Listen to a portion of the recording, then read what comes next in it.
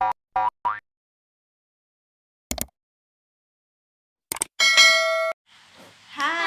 assalamualaikum warahmatullahi wabarakatuh. Halo teman-teman, jumpa lagi bersama saya Mama Anissa dan Atika. Anissa. Ya, senang sekali bisa menyapa teman-teman kembali. Teman-teman semua apa kabarnya? Semoga selalu sehat dalam lindungan Allah Subhanahu wa taala dan selalu dilimpahkan rezeki dan rahmat dari Allah ya.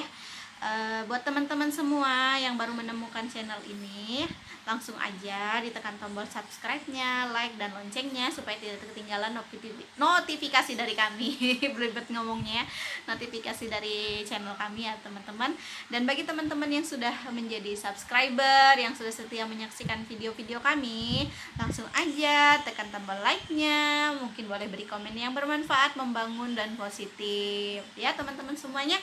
Nah, hari ini sengaja saya bikin video untuk mencoba menjawab ya. Kalau menjawab ini secara saklek gitu, mengatakan bahwa metode yang saya pakai yang benar itu rasanya salah gitu ya. Tapi saya akan mencoba menjawab berdasarkan pengalaman yang saya miliki. Nah, di sini mungkin teman-teman bisa lihat, ini udah saya screenshotkan. Itu komen dari Bunda siapa itu, Ulfi atau Usi. Dia komen di video saya yang ini ya teman-teman. Itu videonya saya buat sekitar berapa bulan yang lalu. Nah, dia komen di situ menanyakan anaknya berumur 18 bulan, 1,5 tahun, dan baru memakai ABD sekitar berapa minggu tadi ya, saya kurang ingat. Nah, pokoknya baru aja memakai ABD gitu ya Bunda. Terus dia bertanya, apakah metode terapi yang digunakan di rumah sama dengan yang saya share selama ini atau berbeda mengingat usia anaknya tersebut ya Bunda. Nah, menurut saya secara pribadi ya, saya coba menjawab karena anaknya Bunda usianya masih 1 tahun lebih, otomatis tidak bisa kita samakan dengan anak yang sudah mengerti atau sudah mungkin 1 tahun 2 tahun 1 tahun, anak yang sudah umurnya 4-5 tahun atau bahkan sudah masuk sekolah SD gitu, tidak bisa kita samakan. Nah, pinter-pinternya kita orang tua, saya hanya memberi basicnya, maksudnya memberi contohnya. Pintar-pintar kita orang tua memodifikasi, karena menurut para pakar terapi terbaik seorang anak itu, terapis terbaiknya adalah orang tuanya. Kenapa begitu? Karena anak itu hampir 24 jam bersama kita. Bersama terapis kan anak paling banyak 1 jam kan, itu pun seminggu enggak 7 hari, seminggu dia paling 3-4 hari gitu sama terapis, sisanya kan selalu bersama kita. Itulah sebabnya para pakar mengatakan bahwa guru terbaik, terapis terbaik seorang anak itu adalah orang tuanya sendiri gitu ya. Misalnya jadi orang tua ini pun tidak boleh hanya ibu saja atau ayah saja, keduanya harus mengambil peran yang sama. Nah, kalaupun misalnya ayahnya terlalu sibuk, ya ibunya yang harus ekstra gitu ya. Kalau misalnya seperti kami dua-duanya sibuk, ya kitanya harus meluangkan waktu sebisa mungkin. Karena apapun yang ada di rumah itu, apapun yang kita kerjakan akan menjadi bahan terapi sesungguhnya, ya kan?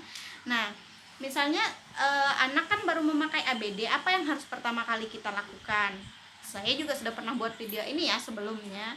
Apa yang harus pertama kali kita lakukan?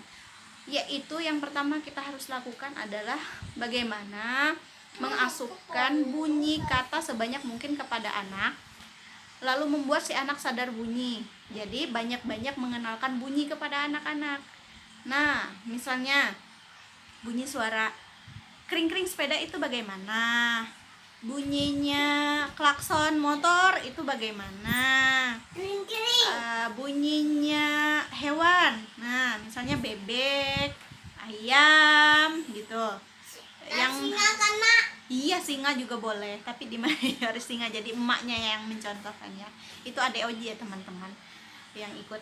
Nah, terus suaranya apa lagi? Misalnya suaranya sapi, emo gitu ya. Nah, pertama kali saya mau masuk, iya sayang. Pertama kali Anissa memakai ABD, yang paling pertama saya belikan dia waktu itu adalah alat musik berupa piano kecil, gitar kecil, boleh gendang gitu ya. Itu yang pertama saya belikan. Terus saya beli boneka tangan. Nah, boneka tangan yang berbentuk hewan, bebek, kerbau gitu. Pokoknya yang berbentuk hewan yang mengeluarkan kayak gini nama bebek. Iya. Yang mengeluarkan bunyi. Jadi sambil main bersama anak. Wah, ada bebek datang. Bebek bunyinya wek wek wek gitu. Jadi emaknya harus cerewet ya. Wek wek wek gitu. Bagaimana bunyinya, Nak? Wek wek wek. Sampai si anak mau berusaha. Karena tidak mungkin juga si anak langsung benar cara nyebutinnya kan. Pasti si anak akan mungkin pertama kali nyebutinnya salah gitu ya, tapi tidak apa-apa, tetap yang penting kan si anak sudah mau. Lama-lama lambat laun dia pasti bisa. Nah, misalnya habis itu ini sapi, suara sapi bagaimana ya? Mo gitu. Mo, coba adek ucapin gitu. Mo, begitu. Nah, sampai si anak juga mungkin mau sedikit mengeluarkan, mungkin belum keluar suaranya, nggak apa-apa, yang penting mulutnya udah ada niat gitu ya. Terus kita tunjukin ini bebek, ini sapi gitu ya. Sebentar, saya ambil ya contohnya ya. Nah, kayak gini nih contohnya, kayak gini boneka tangan yang saya beli, saya masih simpan sampai sekarang. Jadi gini, ini bebek, apa ini, Nak? Bebek. Bebek, diulang terus. Bebek, bunyinya wek wek wek wek wek wek wek wek wek wek. Mungkin sambil gelitik anaknya. Nah, supaya si anak tidak bosan ya, merasa tidak belajar gitu, dia berasa bermain bersama orang tuanya. Wek wek wek wek gitu. Terus ini apa, Nak? Ini sapi. Sapi. Sapi. Bunyinya mo gitu sama anaknya. Kurang lebihnya begitu dulu yang saya praktekkan sampai si anaknya mau ngomong. Terus kita tanya, ini tadi apa, Nak? Bebek. Tentunya masih kita bantu kalau pertama kali ya, karena tidak mungkin langsung bisa. Nanti ini bebek, kalau ini sapi. Coba adek tadi ini apa? Sapi.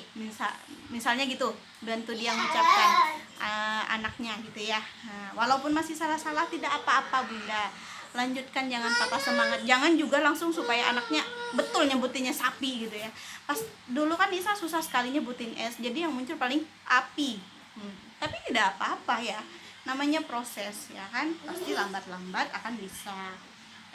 Lama-lama akan bisa juga. Yang penting kita sering-sering, setiap hari luangkan waktu, boleh 1 jam 2 jam. Kalau kita tidak mau dia kelihatan seperti terapi, kita bisa sambil waktu dia bermain. Kan tadi metodenya bisa waktu dia sambil bermain. Nah, mungkin begitu dulu penjelasan kami dari saya ya, Bunda ya. Semoga kurang dan lebihnya Bunda bisa Bunda maklumi. Tapi seperti itu kurang lebihnya. Boleh Bunda variasikan lagi sama dengan video saya yang di sini. Bunda mau lihat, yaitu auditori verbal strategis part 1. Di situ kita mengajarkan kata makan. Anak-anak umur sampai 3 tahun kan sangat penting untuk diajarkan itu. Nah, kita beri seperti ini. Siapa namanya? Misalnya Anissa. Nisa, lihat ibu bawa makan. Anissa mau makan. Nah, gitu, seperti itu. Karena kita mau menekankan kata makannya. Wah, Anissa makan pisang. Gitu. Misalnya mengajarkan warna. Lihat, ini warnanya apa? Warna putih. Putih. Nah, usahakan mulut kita juga nyebutnya pelan supaya anak tahu letak lidah kita gitu ya. Jadi putih, makan gitu ya. Jadi olahraga mulut jadinya. Nah, sekian dulu Bunda, semoga dimengerti ya Bunda ya, kurang dan lebihnya. Semoga Ananda lekas berbicara dengan lancar, insya Allah Bunda. Kalau kita telaten pasti ada hasilnya. Saya bukannya sombong ya, Anissa ini tidak pernah ikut terapi sama terapi bicara sekali itu nggak pernah, karena di kota kami nggak ada. Kalau saya mau Anissa ikut terapi bicara, saya harus terbang, saya harus 12 jam naik mobil ke ibu kota provinsi, dan itu tidak mungkin saya lakukan karena di sana juga tidak ada keluarga. Jadi saya harus nyewa apa namanya itu, nyewa penginapan, transportasi dan sebagainya, makan itu, dan itu butuh biaya yang banyak. Daripada banyak biayanya terus waktu terapinya juga sedikit, mending kita terapi sendiri di rumah dengan ilmu-ilmu yang kita dapatkan. Pokoknya apa aja bunda, si anak lagi main kita ikut nimbrung di dalam situ ya. Dia lagi main apa ini? Oh dia lagi main masak-masakan misalnya. Nah di situ susup apa yang berhubungan dengan masakan, makan, minum, piring, sendok, nah semua yang ada di situ boleh. Jadi kita jangan bingung ya mau terapi apa anak hari ini ya, padahal apa yang dikerjakan anak itu sendiri adalah terapi.